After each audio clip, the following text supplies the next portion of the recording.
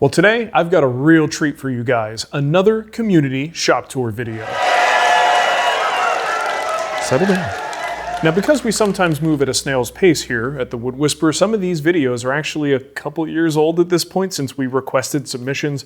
Apologies to anyone who's been waiting for these, but that's just the way it goes sometimes. Anyway, you guys are gonna love it. Now, these shops are what I'm going to call clever. Every shop space has its own challenges, and it's how we overcome those challenges that makes or breaks the functionality of the space. So you're gonna see 5 different shops today where their owners came up with some really clever solutions to work in their spaces, and it's things that you may wanna incorporate into your own shop. So first up, we've got my buddy Brian Benham, who's in Colorado Springs, Colorado. Brian actually does a lot of the design work for the Wood Whisperer, as well as our plans, and he's a guild instructor too, so let's see what he's got to say. Hi, I'm Brian Benham, and I am a custom furniture maker here in Colorado. I am also the real reason why Mark Spagnolo is moving from Colorado to Missouri. I live right down the street from him, and he got tired of me coming over asking if I can use his slop sink because my shop doesn't have one. So let me show you around my shop. All right, so the table saw is at the heart of my shop. It is a Delta Unisaw, and I built a custom bank of drawers underneath it to store all the doodads that I use at the table saw, like dado blades and whatnot. I know trading stickers in the YouTube space is a big deal, but Norm is my one and only. One of my favorite tool organization things that I have built for my shop is this tool holder that hangs from the ceiling above the side wing of my table saw. It pretty much has everything I need, some push sticks, some layout tools and squares to square up the blade, feather boards, new throat plates, some pencils and things, a spot for my miter gauge, whether it's in the left or right position, it can sit on either side. And then the shelf that holds the miter gauge also has all the tools I need to adjust the miter gauge here, nice and handy, ready to go. Now, I don't know how this Craig Jig pocket hole screw got in here. I would never. All right, and then to the left of the table saw, I have my custom built router table in the green and green style. It's got all the bit holders one could possibly need. And the router that's housed in it is a 3 horsepower Porter cable router. All right, and for my lift, I use the Incra router lift, and the fence is a Norm Abram inspired fence. And then right now I have a butt pucker bit chucked up, ready to go in the router. All right, and above the router table, I have some cabinets that I'm working on building right now, trimmed out in walnut. So I'm trying to get everything all nice and organized. I go by the Savage rule of order of first retrieval, so I don't want any cabinet doors impeding my ability to grab tools quickly. I just want to grab and go. My saw till, plane till, and then I'm still working the rest of the day. I'll be building some chisel racks and other things to store the tools there. All right, and then dead center in the shop here, I have my assembly table / workbench, and this is where I build, assemble, route, hammer on everything that I'm working on. And the shop is basically set up so I have all my hand tools, routers, and things to finesse the work on the left-hand side of the shop. Right, and then on the right-hand side of the shop, I have my planer and joiner and wood storage, and then my miter saw, I pretty much just use that just to break down lumber into more manageable pieces. So the right side of the shop is for taking it from the rough to milling it up to size, and then the left-hand side of the shop is all the finesse work. All right, and then as we head to the back of the shop, I have my bandsaw tucked in between the table saw and the joiner. It's just the only place I could really get to fit. And then my lathe is getting piled up with a bunch of junk because I hardly ever use it. All right, and then the most irritating tool in the shop, I think it was specifically invented to irritate woodworkers, is the drum sander that's at the end of the outfeed table. So I have just enough room to sand stuff through onto the other side, and then I just have to slide that lathe and all that other junk out of the way. All right, and then behind you is the dust collector, air compressor, and all the clutter that I picked up around the shop and piled up back there before I hit record so you couldn't see it. And that is the 60-second snapshot of my shop. Now, I've been to Brian's shop before, and that little wall over the table saw is one of the coolest ideas. I mean, most of the stuff that he has there, we typically shove into drawers or we put them under the extension wing of the table saw, but having them all there easily accessible is so great. When I was there, I believe he had that wall on some kind of a cantilevered floor stand, but now it's suspended from the ceiling. So what a great idea. I love it. Absolutely love it. Anyway, Brian, like I said before, is a guild instructor. So if you want to learn a little bit more from Brian, go to the woodwhispererguild.com. He's got some SketchUp courses as well as a furniture build that he did with us in the past. Next up, we've got Mike Chipman, which is actually a fantastic name for a woodworker if you think about it. Mike has a shop in a place that you may have never thought of, outside. Hey Mark and Wood Whisperer community. I saw the email, hand is shaking, saw the email about filming the workshop, and I was like, I have a pretty unique shop because my whole shop is outside. And so I thought, why not film that? And so I will do that. So here is my shop. Kind of picture what's going on here. This is my cart that stays outdoors all the time. It's a bunch of lumber, as you can see, and it matches my longboard storage up here, which serves the same purpose. Obviously stays outside all the time. This is my cabinet. That is your standard sort of thing that has all the tools in it and some drawers. This is a little drop down table. As you can see, it can fold up onto the wall. That's what these little latches are for. There on the side, it latches up and it folds up onto the wall, gives me some storage and some extra workspace. This is my mobile bench, and it stays outside all the time too. As you can tell, it's taking a beating, but it does pretty good. Now, this is my table saw, which is, you know, a job site saw, but that's okay because this is kind of like an ongoing job site. I don't have a nice shop in my backyard. There's my backyard. I wish I had a shop back there, but you know, it's just not where I'm at right now. And so I have this table saw on a cart that wheels around and does the work. There is my miter saw station, and you can see it's got a drawer, it's got the little T-square, it's got some wings that have, let's see if I can get them to work. There you go, that have some T-tracks in it.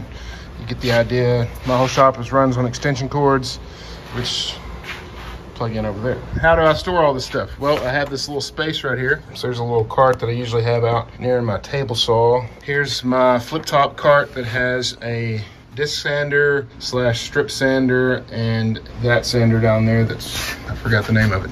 That's my Craig stuff that I've just built a bed that had several hundred jigs in it, and so I bought one of those. Hope you use it more. That's some sawhorses. This is a sanding station, sandpaper. This is kind of my drill station here. All right, here's my router table, and it's also on wheels. Got some clamp storage on the door to this shed. Everything out here fits back in there. I close it up. We park both cars in the carport, and that's how I do woodworking. This is a case in point testimony to the fact that you do not have to be limited by your space, and you can still make pretty cool stuff.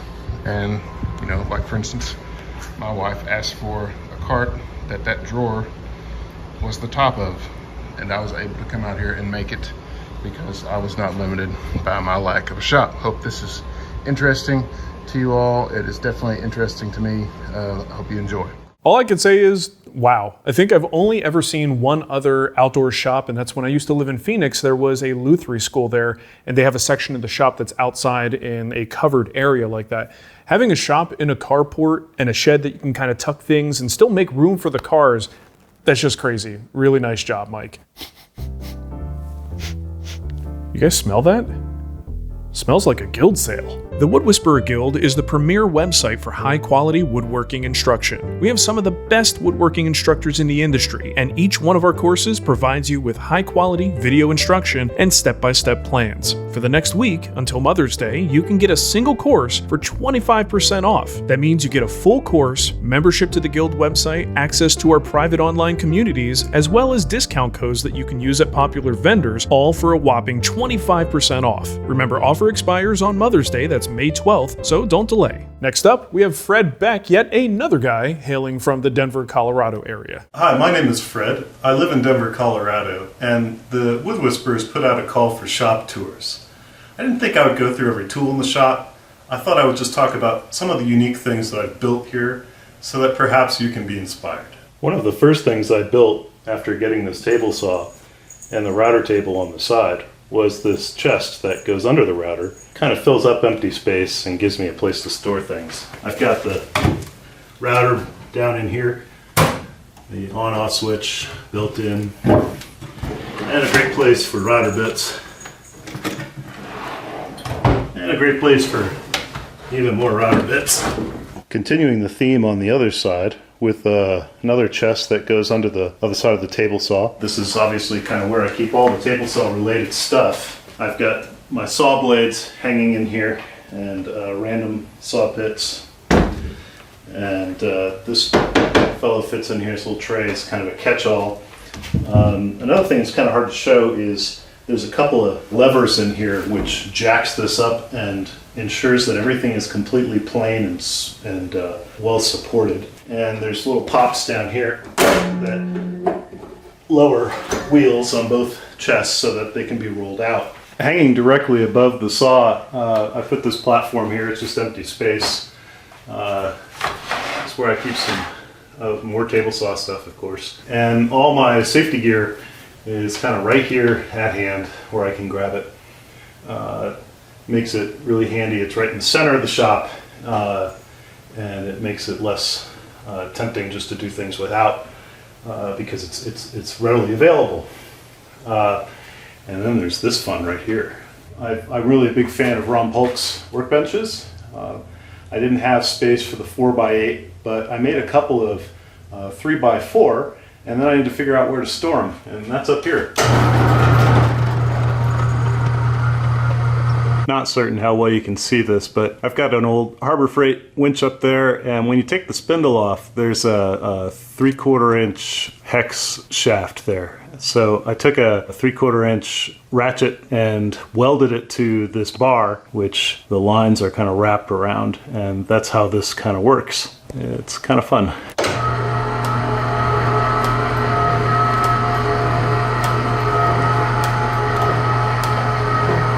Everyone knows you can't have too many clamps. Something else I think you can't have enough of is light. There's a lot of them in here. One of my favorite lights is mounted right to the garage doors.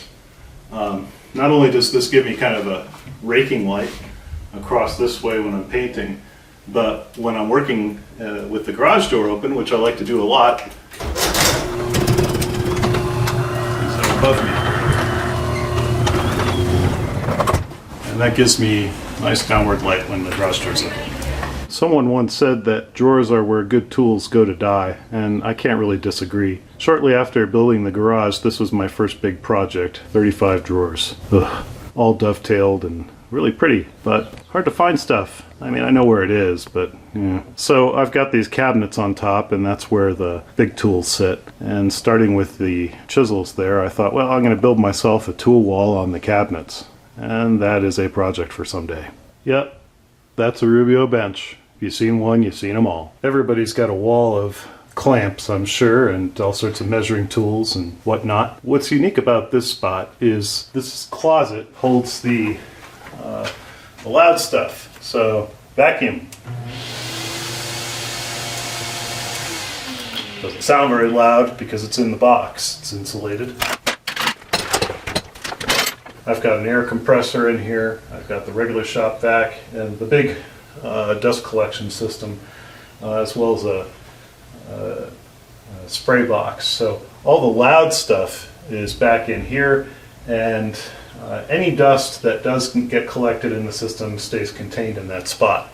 Last thing I'll talk about is trash. I had a problem where I just kept putting things on top of the trash can, and so that became a problem. And of course, so what I did was I built this box, and that gave me a space to start hanging things off of it. And now I can put things on top of the trash can without actually blocking the trash can. I even put a little slot on the back here where I can put these tables. This face is definitely going to get covered with something at one point or another, but that's really handy to have. And of course, it's on wheels so I can roll it around. Back there is my wood storage, and if anything, that's the worst part of the shop. I've got to figure out what to do with at some point or another. That's really it. Thanks for checking out my shop. Talk to you later. So my favorite thing about Fred's shop is the use of vertical space. A lot of us really only think in terms of wall space and floor space. I say a lot of us, I'm really talking about myself here. Very rarely do I consider the vertical space, and in here I have a lot of it. I should probably do that a little bit more often. But Fred does just a fantastic job of utilizing the space that he has and going vertical. The other thing I really like, those lights on the garage door, something I never even thought of, but when you want that, good airflow, natural light, you bring those doors up, but they block some of the lights that are on the ceiling. Having lights there, chef's kiss, awesome. Next up is Gary Lucas, who has a particular challenge in his shop. He actually teaches classes there. Thanks, Mark, for having me here. I teach scrollers in my shop. My YouTube channel is Timberworks. I do meetings, workshops, and demos. I have 6 skull saws in a line, so it's easy to teach. However, you still need a shop to support. I have dedicated areas like lathe and sanding areas, and also an area for small jewelry and models. At the table saw, everything is ready to use. One of the items you need to plan on in the shop is space. Space to work on cabinets, and also in my case, space for students. A long workbench comes in handy for students and myself. Plenty of outlets and 3 vices. The top is 2x4s. Frequently used items are here. The other side of the open space has got my portable tools and chop saw, a storage area. The back wall is ranged by how tools are used, like marking and measuring, striking, driving, sanding. The clamps are down low and get used all the time. Thank you, Mark. And if you want to see more, visit my channel, Timberworks. Once again, we've got another big brain making use of all that vertical space. I love that. The other thing that I think is notable with Gary's shop is that he can accommodate multiple students at once. That takes a lot of thought, and you really have to think through how the students are going to go through whatever you're teaching them and making sure that you have the accommodation. So he did a fantastic job with that. I got to tell you, having other people work with me, just one other person in my shop, I find to be a challenge, let alone having 4 or 5 different students. So great job, Gary. Finally today, we have Jeff Haylon, who calls an old blacksmith shop his wood shop. Hey there, my name's Jeff. I run the YouTube channel Haylon Woodworking, formerly Beat Up Boots Workshop, and I wanted to take the opportunity to show you my shop. I bought the shop in 2021 along with my house. At the time, it was a extremely derelict old blacksmith shop. Mostly did horseshoeing and that sort of thing. It's still very much a work in progress, but it is fantastically different than when it was a few years ago. When I first bought the shop, it was all board and batten siding that has since been replaced. All the windows are new, most of the roof is new, all of the siding is new, all the doors are new. It has been really a lot of work. So let me show you around. So now let's take a peek at the inside of the shop. It's just about 1,000 square feet, just shy of 25 by 40. All of the structure is post and beam. All of that's still pretty much original. And in between all the post and beam are these old fire bricks from when it was a blacksmith shop. I put my dust collector up elevated on that piece right there, which I'll go look at in a second. I've got a cyclone separator. Not the most efficient setup, but it does the job just fine. I also have a heat pump, which I'm very excited about for the summer. Still very much a mess in here, but it's coming together. As you can see, I've got this is a terrible drill press. I need to get rid of it. Mortising machine that needs a lot of work. Belt sander that needs a lot of work. Old Delta spindle lathe, junk table.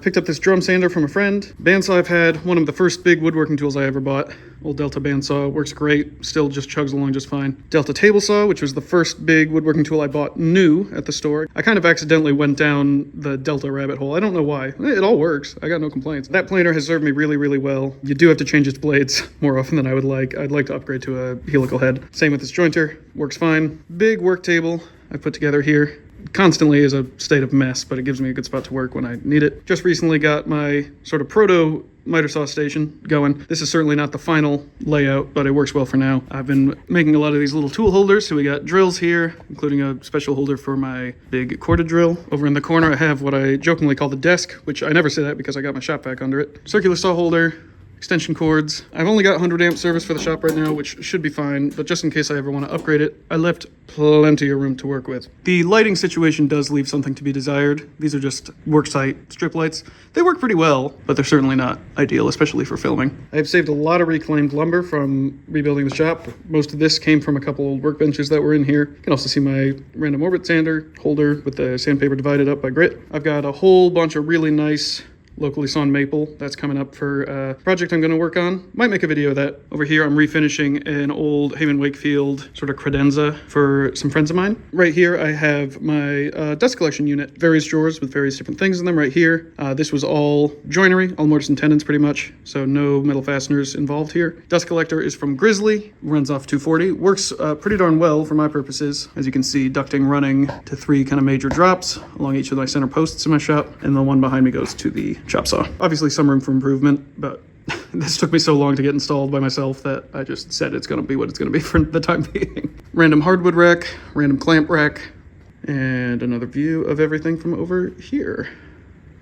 Those big doors I built a couple summers ago. There is an upstairs to the shop, sort of an attic space. There's a set of very rickety fold downstairs. These are insulated off for the time being for the winter, just to help keep it a little warmer down here. But eventually, that will be the next project I tackle, of cleaning that space up and hopefully being able to use it for storage and studio space. Looking at the floors, you can sort of see a transition here between the really old original flooring to the newer section over here. And pretty much what happened was the whole north end of this building was sunk about 18 inches when I bought the place from various flood damage and lack of maintenance and that sort of thing. And so you can see actually at the bottom of some of the posts, we had to splice in all new sill beams, which have now big concrete footers underneath them that go well below the frost line. If you follow my channel, you'll know that I actually had brain surgery about a year ago. I'm all good now, thankfully, but it slowed me down a little bit from making content, which I do hope to get back into more over the summer and beyond. Now, most of you watching probably work in a garage or a basement. Maybe some of you have an outbuilding, a shed, and I guess even a few of you may have commercial spaces. But how many of you are working in a 150-year-old building? I can't even imagine the challenges that he confronted as he tried to bring modern amenities into such an old space, but still kind of retain some of that original charm that comes with it. So fun to see this stuff. All right, so that wraps up our clever community shop tours. Thanks to everybody who submitted one. And if you like these kinds of videos, give us a thumbs up, leave a comment, let me know. And of course, hit that subscribe button if you want to see more videos like this. All right, thanks for watching, everyone. That's me and Oreo, we'll see you next time. Oh yeah. Oreo ASMR. Ooh, the two finger massage. Oh, yes. Oh, you're so cute. Look at you. Oh, yo, papa. I want to pull your ears. Oh, hey, what's up? Okay, yeah, I've become a cat person. You want to give me a kiss? Kiss me? Nope. I think we both backed off. I don't know what that was. That was really weird. But having them all there, easily accessible. You know what I'm saying?